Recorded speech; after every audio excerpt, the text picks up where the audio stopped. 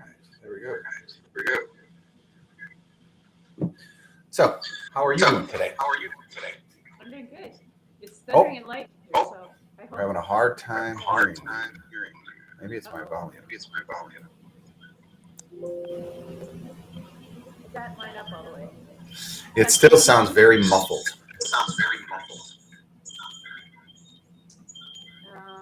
You want me to put in a headset?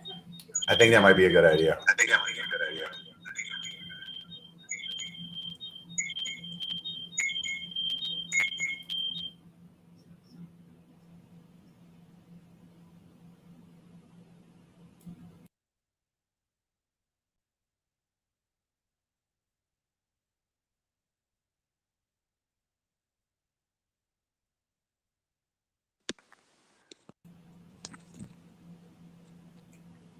Oh, I need to get this done as well. Okay, testing 1, 2, 3. Oh, that's so much better. Oh, good. And I'm going to get the Women in Trucking webpage pulled up. I need to share this. Let's do this.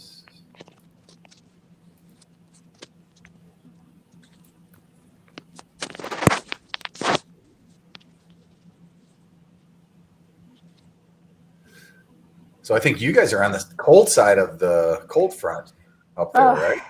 It is, and it's thundering and lightnings, and it's been raining all day, so. Oh my gosh. I just Yeah. ran out to grab some quick little lunch, and it's windy, but it was quite nice here. So I was gone the last couple weeks, and my grass needs mowing in the worst way, but it's been raining the last 2 days since I've been home, so. Oh, well. You have to mow your own grass? Yeah. I'm pretty self-sufficient. I'd be like getting that neighbor kid over there. Yeah. No, I have a riding mower. I don't mind. Put in the headphones and go. Yeah. Yeah. I have my yard is horrible though because there's not a straight line on it. So it's either really? triangles or circles. Oh, my house is in the middle of 30 acres. I have 30 acres of woods and the house is right in the middle. That's why my internet is so bad. I ordered the Starlink. Have you heard of that? Elon Musk? Of course, yeah. Yeah, and a friend of mine got his in last month, so I'm still waiting. I need it. Yeah, we up in Eagle River, we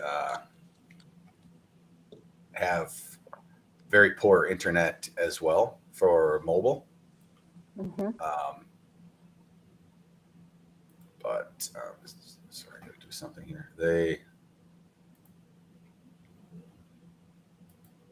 What do you use? Well, nothing yet. Actually, we just got T-Mobile up there, but they have that radio wave. If you can get a straight shot to the tower, Uh-huh. but it's you got to make that decision. Okay, we're only at the cabin maybe 5% of the year. Do you really want to pay for internet for that whole time? No, and don't get HughesNet. It's horrible. HughesNet? Oh, that's the neighbor across the street from us got that. It's horrible. When I complained about it, I said I can't even do a Zoom call. They said, "Oh, well, it's not fast enough to do Zoom calls." I'm like, then don't sell it that it's fast. Yeah, that's what a world we live in, Before, just getting internet was really a luxury. Now, but I have to have my internet and it has to be really fast. Yeah. Well, I mean, I do webinars and Zoom calls all the time. I already had 2 Zoom calls this morning, and I what it was like yesterday. I'm pixelated and it's frustrating, and people can't. They wait. It's frustrating. So what do you use for internet right now? I actually pay for Verizon. I have a unit on my house, and it's running sometimes $700 a month. Oh my gosh. Yep. So I got to get rid of it. I mean, because they charge me by the megabytes. Sure. And some months, I mean, I go way over 80 gigs because I do Zoom calls all day, especially during the pandemic. So I hate it. I would But say so. Oh, geez. yeah, so my Hughes is the backup. If I'm like just sending email, then I use the HughesNet. But as soon as I get Starlink, I'll be thrilled. Obviously, no cable internet there. No, no. Like I said, my house is in the middle of 30 acres, right in the middle. And there's a subdivision just to the west of me, and they all have Comcast or something. There was a guy I know here in Chicago who has a vacation house in Minnesota up on along the Lake Superior, and they ran fiber optic for whatever reason. They ran fiber optic down in front of his place, and he had it installed, and his internet was better in like the sticks of Minnesota than in downtown Chicago. Crazy. And my parents live right off in Kenosha, just right off the expressway. Yeah. But there's no cable over there.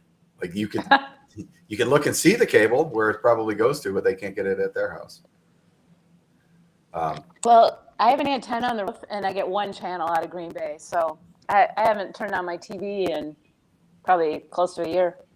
Well, you're probably not missing much. No, but I have a TV that's hooked to Apple TV, so I mean I can watch movies. Oh, there you go. Perfect. All right. It is officially noon here in Chicago, at least. So this is the start of the SmartMarket call. Before we get going, talk a little bit about what's going on in the market. We have seen some pretty solid deterioration of prices, particularly the futures market is off significantly. We have futures prices that start with a 6 handle. It seems as though the cash market has been able to hold in for Canadian spruce at least. And, they're still, we're seeing quotes, and actually had a sale this morning in the thousands. But Southern Yellow Pine is significantly lower than Canadian spruce. The one thing I know is that you just don't see that very often. That will correct itself. I guess the trade of the week was 2x10 European spruce, all 16 footers. And it's really getting a foothold. It's taken a bit of time, which when you're talking with the 2x10, of course, they're spanning floors, and the builders need to make sure that they're designed proper. The design can accommodate the design values of European spruce. But evidently they figured it out, and it's a beautiful stick. So if you have the possibility to use European wides, they're offered on our platform and at significant discounts. We had 2x10, all 16 footers, picked up at the port just over $800 for a truckload. So I think that was pretty good. All right. So enough about lumber. Let's talk about something much more exciting. So with me today is Ellen, and your last name just say Voie, right? Voie. Perfect. And Ellen is the founder of Women in Trucking. So why don't you give us a quick overview? What is Women in Trucking all about? So Women in Trucking is a nonprofit trade professional organization. We have about 6,500 members, mostly in North America, but in 10 countries. And our mission is threefold: to encourage the employment of women in the trucking industry, to address obstacles that might keep women from entering or succeeding, and thirdly, to celebrate success. So about 15% of our members are men, so you don't have to be a female to join Women in Trucking. You just have to believe in our mission. And when I say women in trucking, that means women in all aspects of the trucking industry, whether it's warehousing, women who own schools, dealerships, trucking companies, women who work for any of those as well. So all women, it encompasses supporting all women in the industry. All right. So how did you find yourself as a woman in trucking? What's your background? Why should we believe you? So in high school, I took shop class, and so I got a job at a steel fabricating plant drawing material handling equipment just just after high school. And they came to me one day and said, we want to move you into the traffic department and we'll send you to school for traffic and transportation management. And so I did. And at the time I was like 19 years old and in charge of 3 plants and all the raw materials coming in and the material handling equipment going out. And so I got my start. And then for many years, after I started my family, I did consulting to trucking companies. And then during that time, I completed my master's in communication, and then I went to work. I went to work for a trucking company as the manager of recruiting and retention programs. So that was corporate level initiatives, and one of my tasks was to figure out how to attract and retain non-traditional groups, and that meant returning military, Hispanics, seniors, and women. And so I started focusing on why do women come into the industry? Why do women leave the industry? What are, how can we attract women? And at the time I was getting my pilot's license and belonged to a women's aviation organization. And I thought, well, why isn't there something for women in the trucking industry? So I put together a board of directors, some very powerful women, got an attorney to fill out all the paperwork. And in March of 2007, 15 years ago, Women in Trucking was born. Wow. That's well, number one, that's a pretty interesting past, the interesting life you've led there. And I think I say it's interesting because the average person, when they think of trucking, and we were talking about this yesterday, the word burly comes up, and you just, for some reason, there's this perception that to drive a truck, it takes a lot of strength and you have to be this big person. I know my little car's got power steering, so I'm guessing these big trucks have power steering, of course. Oh, absolutely. So why do you think that there is this perception, I guess? Like, why do I think like this?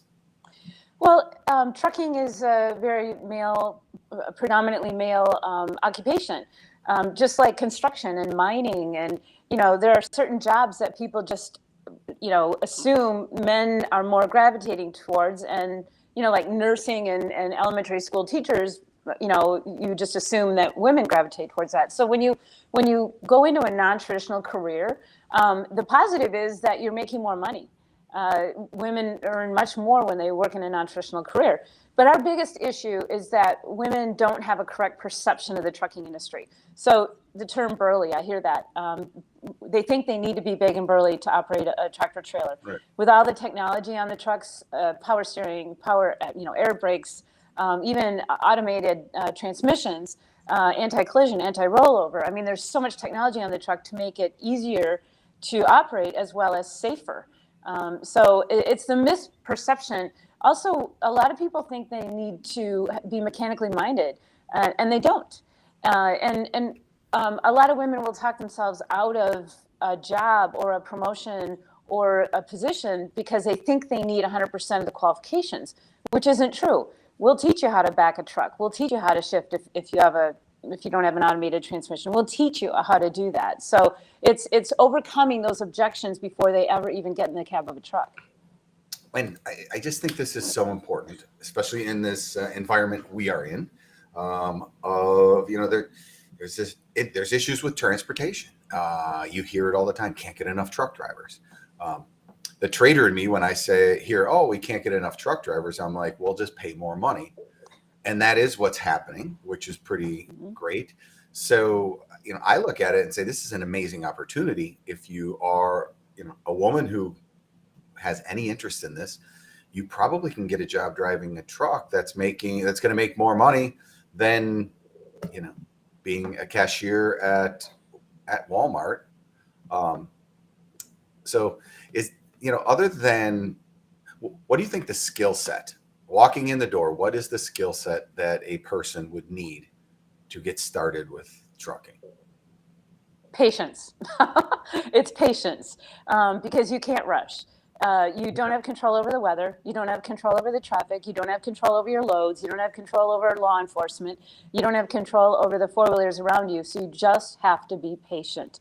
And that is a top characteristic. And not always, but typically, women, we're more team-oriented. We're more collaborative. We're more, it's that estrogen that kicks in. And so typically, women have been more patient. I'm not saying that's always the case, but women make excellent drivers. And like we mentioned yesterday, it's been proven that women are safer drivers because women are risk averse. Sure. And so, yeah, so you need to have patience because you just don't have a lot of control over the course of your day. All right. So that sounds great for the driver themselves. But, most of the people listening to this call are more on, we need to employ some drivers probably. So, I have a fleet of trucks that I'm making deliveries out of some distribution mode. Wow, this sounds like a really great idea. I can access a bigger pool of possible candidates to work for me. What are some of the best practices that an organization can do to attract a female workforce or females to drive their trucks or work in their freight department? So first of all, we have a recruiting retention guide, and we've done a lot of research on this. And we did a survey with our Facebook group and found out that 80% of the respondents had 80% of the female CDL holders had a motorcycle license. So think about the kind of edgy kind of woman who isn't afraid of being in a male-populated environment, isn't afraid of engines, isn't a little bit more edgy. Just hang on to a quick second. Let's do that shameless plug. Sure. When you say women in trucking, they're on your website. Is this where I can go get the employment guide? So it's free to our members. Yeah, it's free to our corporate members. Okay. Yes, you have to join. Membership has its benefits. Got it. So Perfect. If I was an employer and I wanted more female drivers, I would watch where I'm putting my recruiting ads. I'd watch which graphics and what words I'm putting in the recruiting ads. Women look for a company that is very collaborative and will have their back. And one of the words that you need to use in your recruiting ads if you want to attract women is safety. How safe is your company? How well maintained is your equipment? Where are you sending your drivers? Like, is it an unsafe part of a town? And also, does the driver have the authority to say, I don't want to go in that area because there's a hurricane or a snowstorm? So you really need to focus on safety because women will leave the industry if they don't feel safe. That absolutely makes sense. So, all right, we've got this guide, and now we have women coming through the door, and we want to hire them. Now what do I do? Well, first of all, you make it a female-friendly environment. So that means your uniforms if you have uniforms, you should have women's type uniforms. You should have. I never even thought about that, but that totally, absolutely makes sense. So we work, and again, where are you sending them? Also, making sure you have restrooms and showers. If you have showers for the men, you need showers for the women. And also, where are you sending them? When you send them somewhere, do they have access to a restroom? And also, again, you and I talked about this yesterday. Because women are more risk averse and more team oriented and collaborative, the American Transportation Research Institute found out that female drivers are more likely to be detained 6 hours or more at a loading dock. And so you teach your drivers, go in, female drivers especially, go in and be assertive and get out of that comfort zone. And so training your female drivers, listening to them, that's the number one thing, is listening to them. And then we work with the truck cab manufacturers on truck cab design and ergonomics. So make sure that the trucks that you're providing, a woman can, who with typically shorter arms and legs, can reach the pedals and sit in the seat and see over the dash and see the mirrors and open the hood. And one other thing, if you want more women and older men, or more men as well, the use of technology to make the job less physically demanding. So if you're strapping and tarping, if there's a way that you can help automate part of that, I know there's things that will, for strapping and tarping and, whatever it is that it makes it more physically demanding. If you can automate that and take some of that physical component out of the job, you'll have fewer injuries, you'll get more women, and you'll keep more men. For sure. So a quick question, a good friend of ours, Judy Johnston, who is a big proponent of women in lumber for sure, is asking, can Canadians join this group? Oh, absolutely. We have members in 10 countries. In fact, 10% of our members are in Canada. We have a Oh, lot wow. of Canadian members. Oh my gosh. We have a Canadian image team. We have an image team in the United States of female drivers who do ride-alongs with the media and legislators and regulators. And we have an image team in Canada as well. In fact, we just did an event in Toronto at Truck World. We had our Salute to Women Behind the Wheel, the Canadian event. So absolutely. So let's talk a little bit about training real quick.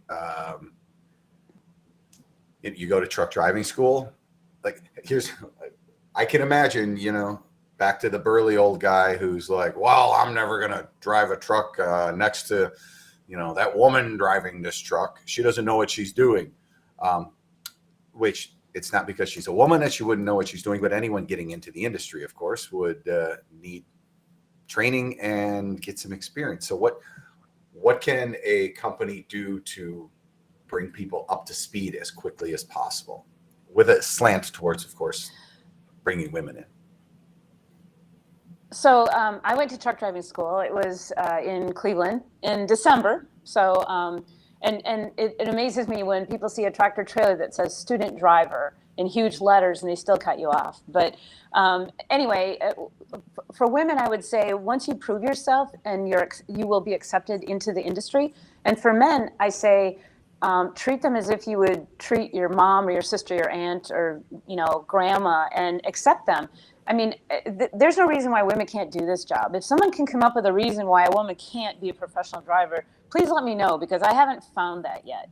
So as a carrier, I would say just let them know that they're welcome and they're valued, and that you want them. It kind of comes back to making the team feel good. So let's talk about team interactions. I think yesterday you brought up a really great point, and we all know one or two bad apples can spoil the bushel, right?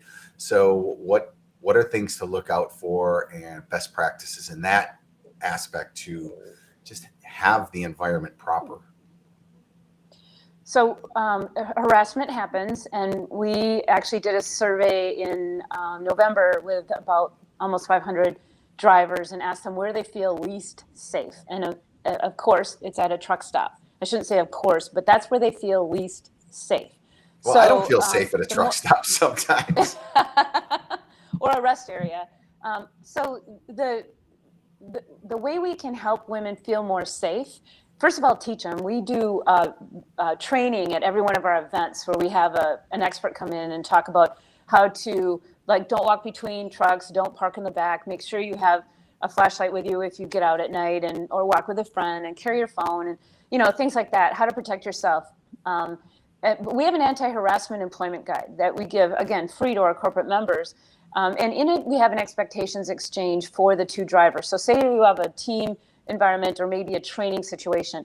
The two individuals sit down and they talk about, are you a conservative? Are you liberal? Are you, what's your religion, or what, political, are there things that we will not discuss? And you set boundaries. And you and I talked about this yesterday, Mike.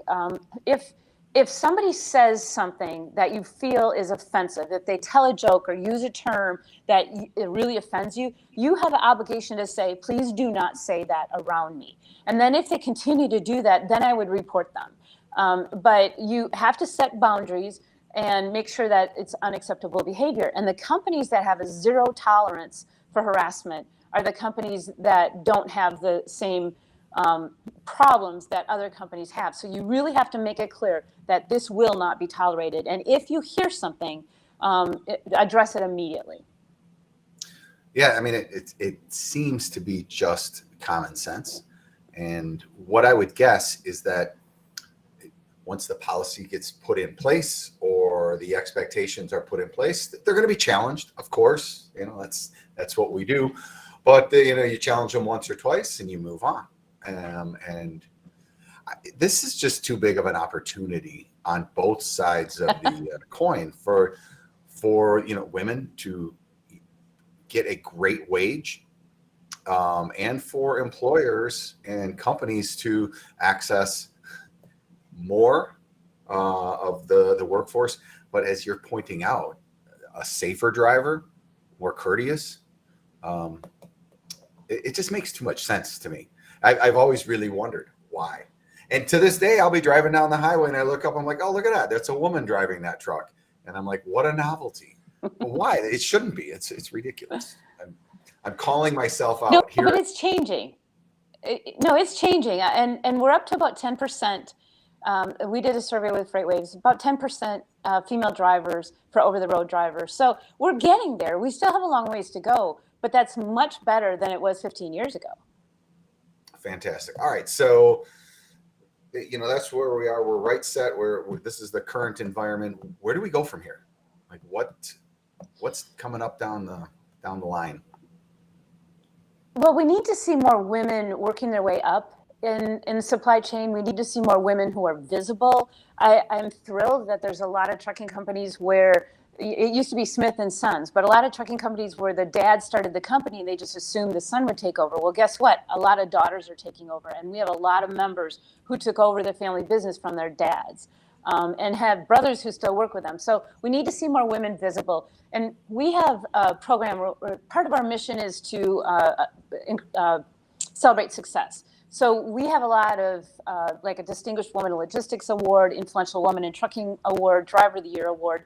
And then we have a Member of the Month where we tell their stories. So we have to tell their stories. Correct. Because when you start telling their stories and they talk about what they love, and the image team that I mentioned, one in Canada and one in the US, we're giving the FMCSA acting administrator a ride along next Tuesday, because we want her to know what it's like in the cab of a truck, especially with a female driver. So we give a lot of media. We've given Diane Sawyer a ride. We've given USA Today journalists.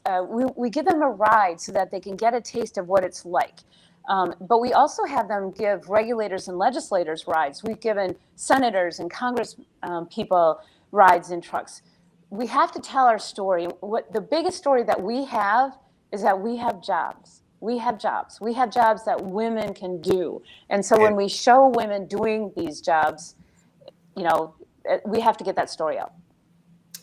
Fantastic. I mean, the organization makes so much sense. I think what it offers is fantastic. I encourage anyone who needs truck drivers to, get involved with your group. And this is you have such to mention a win-win. You have to mention our truck driver doll. Oh, this is Claire, the truck driver doll.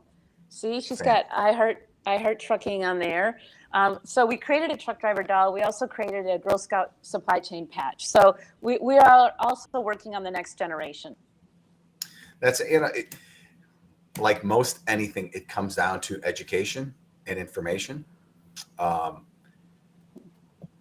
I think with the way technology has advanced our society, power steering, great, but even more, where it's easier for truck stops to have reviews, and you could see, before you get to a truck stop, what does it look like? What does that parking, lot look like? You can look on Google Maps stuff. It's a different environment. I think the time has definitely come that we can expand our personal horizons on who can drive trucks, for sure. I agree.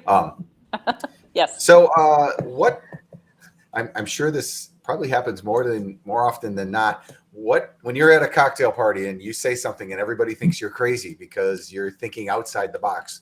So what do you think? Like, what's something going on in Ellen's brain that other people are like, oh, you're nuts? So moving forward, what do you think we'll see? We're going to see more women invading the space in the supply chain. Maybe the word invading is not correct, but we're also going to see technology. So people think that you're going to see trucks out there without drivers. I don't think that's going to happen in my lifetime, but you're going to see the job of the driver change. The person in the cab of the truck may not have the same skills that they do today because of all the technology and the autonomy. that the truck will have. So I think the role of the driver will change, and it might get to the point where there's one company where the person sits inside the terminal and has all these screens in front of him or her, and they're driving the truck, actually backing it in using mirrors and cameras on the truck. So I think that we need to think about the future and what trucks will look like, and what the person in charge of getting it from point A to point B will be doing. Which is the one thing about logistics, it's a lot of organization. And in general, I think women are a little more organized than men. But anyway, this is a great discussion. I can't recommend enough for people to, check out your organization. And if you are not looking at this for your company, other companies are. When you hear about how many people are involved in this organization, you might be shocked when all of a sudden your competition has a fleet of trucks driven by all women, and they're clean trucks, and they clean, courteous, right? And safe safe. drivers, clean, courteous, safe.